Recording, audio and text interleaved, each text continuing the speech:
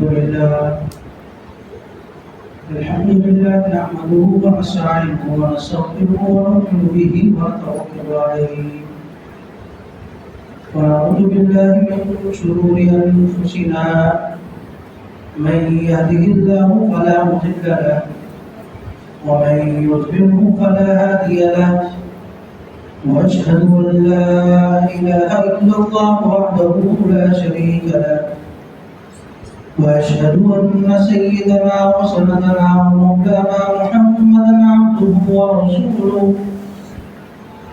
أما بعد فأعوذ بالله من الشيطان الرجيم بسم الله الرحمن الرحيم إنما يريد الله ليذهب عنكم الرجس أهل البيت ويطهركم تطهيرا صدق الله العظيم.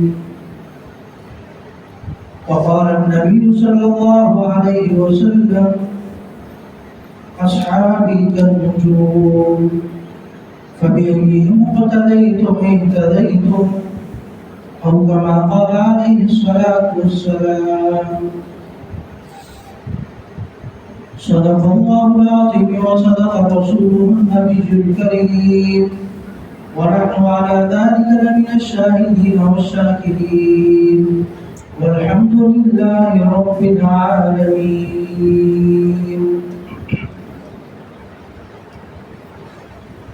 میرے واجب احترام، قابل صد احترام دوستوں، ساتھیوں، بزرگوں،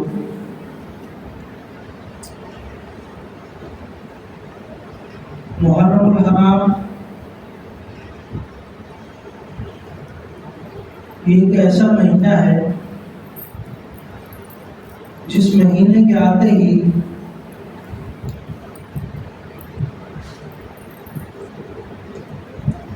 کچھ جماعتیں، کچھ لوگ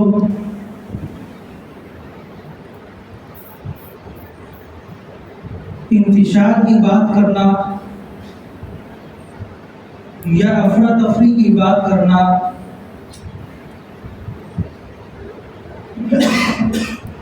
یا مسلمانوں میں پھوٹ ڈالنے کی کوشش کرتے ہیں، اور یہ ہمیشہ سے چلا آ رہا ہے.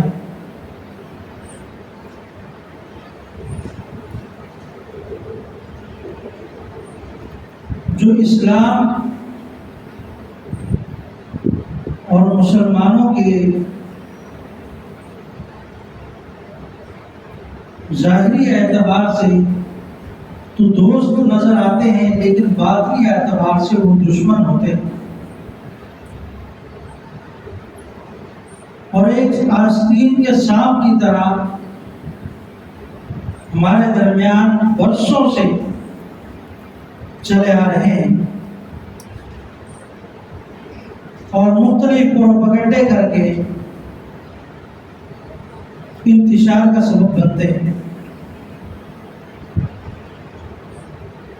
اہل بیت اور صحابہ کرام رضوان اللہ تعالی عنہم اجمعین کے درمیان محبت اور مودت اور آپس میں الفت اور بھائی چارگی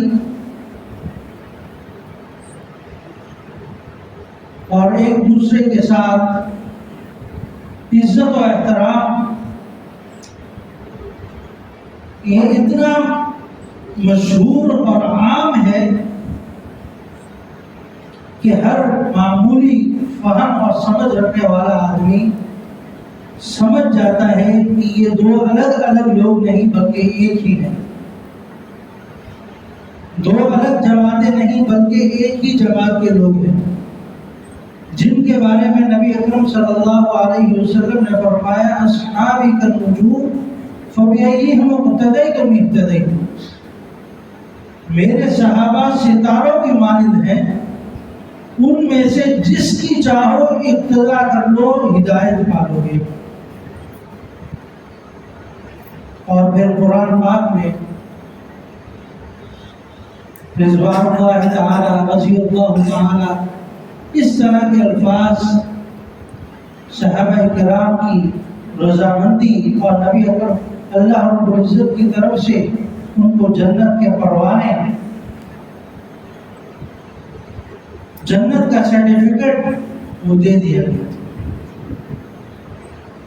اور خود نبی اکرم صلی اللہ علیہ وسلم نے ایک ہی مجلس کے اندر 10 صحابہ کو ایک ساتھ جنت کی بشارت دی۔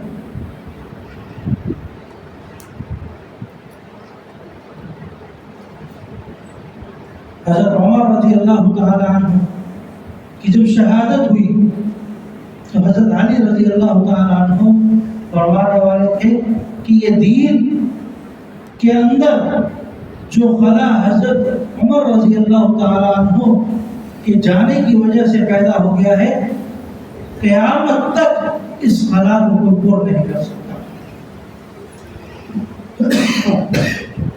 یہ حضرت علی کے الفاظ ہیں کہ حضرت عمر رضی اللہ تعالی عنہ کے خلا کو قیامت تک کوئی اس خلا کو پر نہیں کر سکتا۔ یہی حضرت علی ہے جس وقت حضرت عثمان علی رضی اللہ تعالی عنہ کا محاصرہ کر دیا گیا، ان کو قید کر دیا گیا، پانی تک بند کر دیا گیا، تو حضرت علی رضی اللہ تعالی عنہ سے جو مشکیزہ بھر کر حضرت عثمان علی رضی اللہ تعالی عنہ کے لیے لے کر گئے، اور یہ جو بدبخت لوگ تھے جو محاصرہ کر کے کھڑے تھے، انہوں نے حضرت علی رضی اللہ تعالیٰ عنہ کی سواری کو ضبط کر دی اور اسے بھگا دیا کہ شاید حضرت علی واپس ہو جائے۔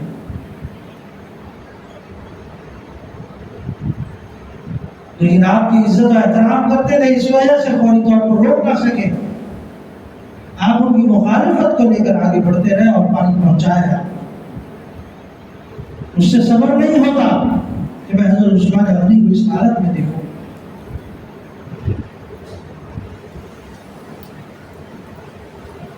حضرت عثمان غنی محاصرے میں تھے، چند لوگوں نے کہا حضرت علی سے، حضرت آپ نماز پڑھائیں، اتنے دن ہو گئے نمازیں نہیں ہو رہی، آپ نماز پڑھائیں۔ حضرت عثمان غنی تو محاصرے میں ہیں، وہ تو قید میں ہیں۔ علی نے فرمایا یہ ہو نہیں سکتا کہ وقت کا امیر المومنین قید میں ہو اور میں اس کے مسلح پر کھڑا ہو کر نماز پڑھوں۔ تنہا اپنی نماز ادا کی، خود نماز نہیں پڑھی کہ جب تک امیر المومنین موجود ہیں یہ گستاخی میں نہیں کر سکتا۔ آج انہی کے نام میں دیوا آپ علیہ السلام کی حدیث سے کچھ لوگ حضرت علی کی محبت میں بہت آگے بڑھ جائیں گے اور کچھ لوگ حضرت علی سے بغض میں بہت دور نکل جائیں گے، اور دونوں جہنمی ہوں گے۔ ہمارا دین اگر کسی سے محبت کرنی ہے تو اس کا بھی ایک معیار ہوتا ہے۔ اتنی محبت نہ کرو کہ اسے تم خدا کے مرتبے تک پہنچا دو، تم اسے مشکل کشا ماننے لگ جاؤ۔ خدا کا مرتبہ الگ ہے، ایک صحابی کا مرتبہ الگ ہے، اور ہر صحابی کا مرتبہ الگ ہے۔ تو میں عرض کر رہا تھا کہ یہ انتشار جو شروع سے چلا آ رہا ہے ہمارے درمیان، یہ ہر سال ان مواقع میں کسی نہ کسی حد تک اس کو ہوا دے دی جاتی ہے اور مسلمانوں میں پھوٹ ڈالنے کی کوشش کی جاتی ہے، حالانکہ یہ سب ایک ہے۔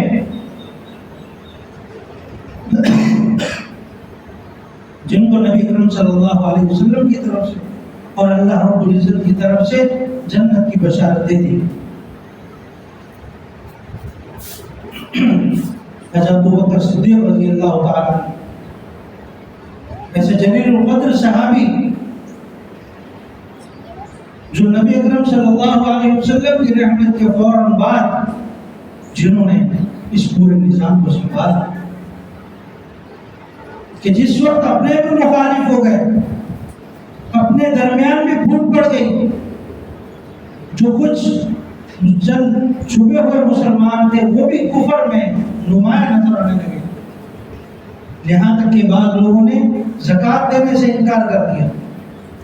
یہی حضرت ابوبکر صدیق رضی اللہ تعالیٰ عنہ نے فرمانے لگے اگر کوئی شخص ایک رسی کے برابر زکوٰۃ دینے سے بھی انکار کرے گا، ایک رسی کی زکوٰۃ دینے سے بھی انکار کرے گا، میں اس کے خلاف خود جہاد کروں گا. یہ اللہ رب العزت کا ایک عجیب نظام زندگی ہے کہ کسی وقت جس کو سخت مزاج سمجھا جاتا وہ نرم دل ہو جاتا، اور کسی وقت جس کو نرم مزاج سمجھا جاتا وہ سخت ہو جاتا. اللہ رب العزت مختلف اوقات میں اپنے مختلف بندوں سے مختلف کام لیتے ہیں. حضرت ابوبکر صدیق رضی اللہ تعالیٰ عنہ نے اپنی فراست سے جان لیا کہ اگر ابھی کوئی سستی کا مظاہرہ کیا تو پھر اس مجمع کو کوئی روک نہیں سکے گا. پھر نبی اکرم صلی اللہ علیہ وسلم کی گئی جو محنت ہے اس محنت کی پھر قدر نہیں کر سکیں گے. فوراً سخت مزاج اپنا کہ کہیں بھی کوئی ایک رسی کے برابر بھی انکار کرے گا خود میں ابوبکر اس کے خلاف جہاد کے لیے نکلوں. حضرت عمر رضی اللہ تعالیٰ عنہ ایک جلیل القدر صحابی جن کے بارے میں مشہور ہے گردن اڑانا ایک معمول کا کام تھا. کسی بھی کافر کی گردن اڑا دینا ایک معمول تھا. تو ڈرتے تھے یہاں تک کہ جب مسلمان ہو گئے حضرت نبی اکرم صلی اللہ علیہ وسلم سے فرمانے لگے کہ آج اگر ابوبکر عمر اسلام لے آیا ہے تو ہم چھپ کر نماز نہیں پڑھیں گے. آج کعبے کی چھت پر اذان ہوگی اور کعبے میں نماز ادا کی جائے گی. کہ عمر اسلام لے آئے اور چھپ کر نماز ادا کی جائے گی نہیں ہو سکتا.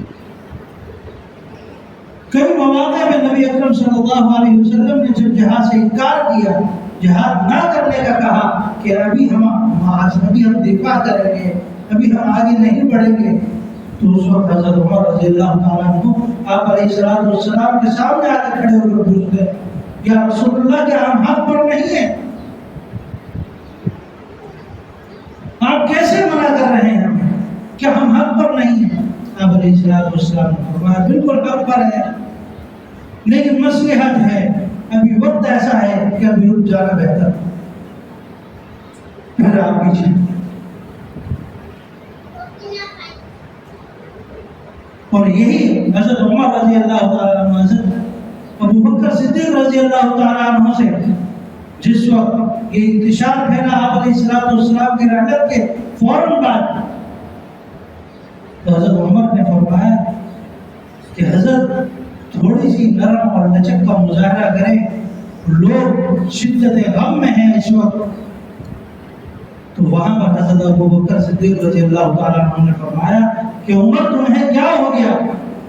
جب تم کافر تھے، کفر میں تھے، اس وقت تم بڑے نڈر تھے، اب مسلمان ہو کر بزدل بنتے جا رہے. اس طرح مکالمہ چل رہا تھا آپس میں، ایک دوسرے کی اصلاح فرماتے تھے کہ اگر میں غلط ہوں تو تم نے صحیح کرنا ہے، تم غلط ہو تو میں صحیح کروں. یہ محبت تھی آپس میں. اور آج انہیں صحابہ کرام کو یہاں تک کہ گالیاں دی جائیں، اور گالیاں کوئی معمولی گالیاں نہیں. میں اپنے کسی قریبی دوست کو بھی ایسی گالیاں نہیں دے سکتا، قریبی کیا کسی دور والے کو بھی ایسی گالیاں نہیں دے سکتا جو انتشار کے لیے بولی جاتی ہے. ان صحابہ کرام کے بارے میں جنہوں نے اپنی سانسیں تک، اپنی جان تک، اپنا مال نبی اکرم صلی اللہ علیہ وسلم کے لیے وقف کر دیا، اور ہر لمحے یا رسول اللہ میرے ماں باپ آپ پر قربان جاؤ، اس طرح کے الفاظ. اور صرف یہ الفاظ نہیں ہوتے تھے، کر کے دکھایا، اپنی پوری زندگی لگائی. ورنہ حضرت عثمان غنی رضی اللہ تعالیٰ عنہ سے بڑھ کر مالدار کون نہیں تھا. حضرت ابوبکر صدیق رضی اللہ تعالیٰ عنہ بڑے تاجر تھے، چاہتے تو وہیں پر اپنی زندگی گزارتے رہتے، لیکن وہی پتھروں والی زندگی اپنے پیٹ پر پتھر باندھ کر گزارا کرنے کو اپنے لیے سعادت سمجھا کہ آج دن کی خدمت کرنے کے آخرت بن جائے گی۔ حضرت امیر معاویہ رضی اللہ تعالیٰ عنہ بڑے صحابی کرام، ایسے صحابی جن کو نبی اکرم صلی اللہ علیہ وسلم نے وہی لکھنے والوں کا سردار بنایا، آج ان پر بات کی جاتی ہے۔ اگر ان پر بات کرنی ہے تو سب سے پہلے پھر ہمارا قرآن پاک ہی محفوظ ہے، کیونکہ وہی کا کام تو وہ خود کیا کرتے تھے، اور 50 صحابہ کرام آپ کے ساتھ وہی کے کام پر آپ کے نائب کے طور پر کام کرتے ہیں آپ کے ساتھ، اور باقاعدہ نبی اکرم صلی اللہ علیہ وسلم نے دعا دی، اللہ حضرت امیر معاویہ کے جن کو فقاہت سے بھر دے، اور جہاں نبی اکرم صلی اللہ علیہ وسلم کی دعا ہو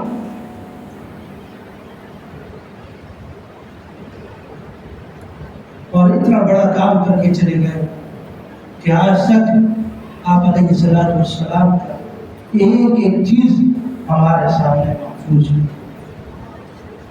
یہاں تک کہ آپ کی داڑھی مبارک میں کتنے بار سفید تھے، آپ کے سر میں کتنے بار سفید تھے، صحابہ کرام اس کو بھی محفوظ ہے۔ آپ کے چلنے کا انداز کیسا تھا، آپ جب کسی سے بات کرتے تھے تو بات کیسے کرتے تھے؟ صحابہ فرماتے ہیں کہ جب نبی اکرم صلی اللہ علیہ وسلم بات کیا کرتے تھے تو اگر کوئی شخص آپ کے الفاظ کو گننا چاہے انگلیوں پر تو وہ گن سکتا تھا، اتنے آرام اور پیار سے بات کرنے والا۔ آپ کے غصے کا اظہار کیسا تھا، آپ جب خوشی میں ہوتے تو آپ کس طرح اظہار کرتے، کوئی ملنے کے لیے آتا تو آپ کیسے ملتے، آپ کے بیٹھنے کا طریقہ، آپ کے اٹھنے کا طریقہ، آپ بیت الخلاء کیسے جاتے، آپ جہاد میں کیسے شریک ہوتے، ازواج مطہرات کے ساتھ آپ کے معاملات کیسے تھے، ایک عام نمازی کے ساتھ، ایک عام صحابی کے ساتھ آپ کیسا برتاؤ کرتے تھے، کوئی کافر آ گیا تو اس کے ساتھ آپ نے کیسا عمل کیا، ایک ایک چیز محفوظ ہے۔ یہ انہی صحابہ کرام کا صدقہ ہے کہ آج تک ہمارے پاس یہ قرآن پاک ایک محفوظ شکل میں موجود ہے۔ آپ علیہ السلام کی احادیث موجود ہیں، ان کو اگر ہم درمیان سے نکال دیں تو یہ دین بھی باقی نہیں ہو سکتا، اور کفر یہی چاہتا ہے، اسی وجہ سے اسے ہماری نماز پر بھی اعتراض ہے، ہمارے قرآن پاک پر بھی اعتراض ہے، ہمارے وضو کرنے کے انداز پر بھی اعتراض ہے، ہمارے نماز پڑھنے کے انداز پر بھی اعتراض ہے، یہاں تک کہ ہمارے کلمے پر بھی اعتراض کرتا ہے اور اپنا نیا کلمہ بناتا ہے۔ ہر چیز میں اپنے آپ کو ہم سے جدا رکھ کر پھر کہتا ہے کہ میں مسلمان ہوں۔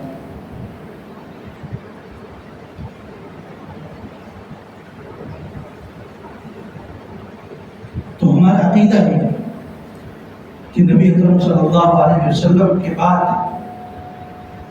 جو سب سے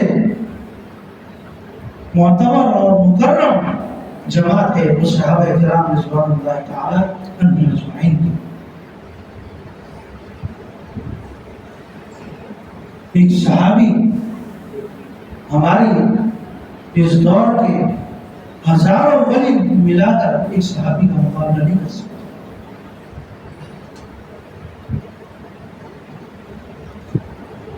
اور وہ جماعت یہی کہتی ہے، پھر ایک طرف ان کو گالیاں بھی دی جاتی ہے اور ان کے مذہب کے اندر، ان کے مسلک کے اندر گالی دینا عبادت بھی عجیب بات ہے۔ ہم تو کسی کافر کے حق میں یہ بات بھی نہ کریں کہ اسے برا بلا نہ کہا جائے، جائے کہ جن پر نبی اکرم صلی اللہ علیہ وسلم نے جگہ جگہ حدیث میں فرما دیا ہو انا ابو بکر و عمر، میں ابو بکر و عمر، میں ابو بکر و عمر.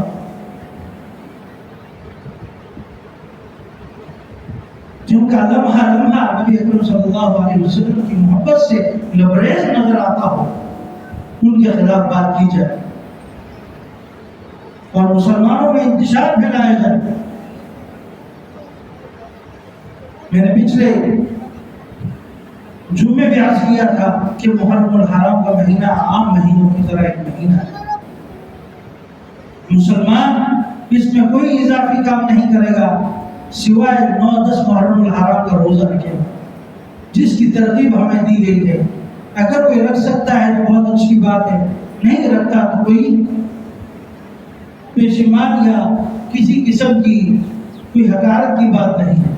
ایک مستحب عمل ہے، رکھ لیتا ہے تو بہت اچھی بات ہے، نہیں رکھتا تو کوئی گناہ نہیں.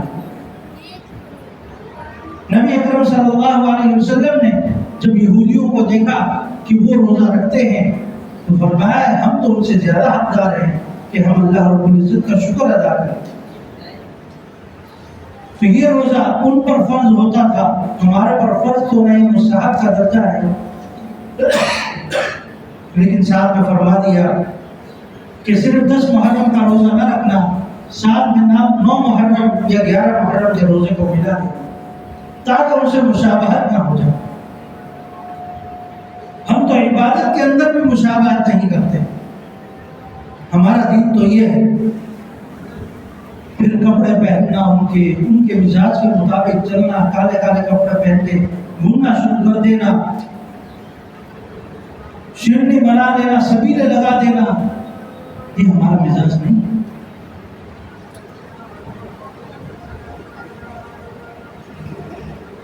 ہمارا مزاج ہے روزہ رکھنا،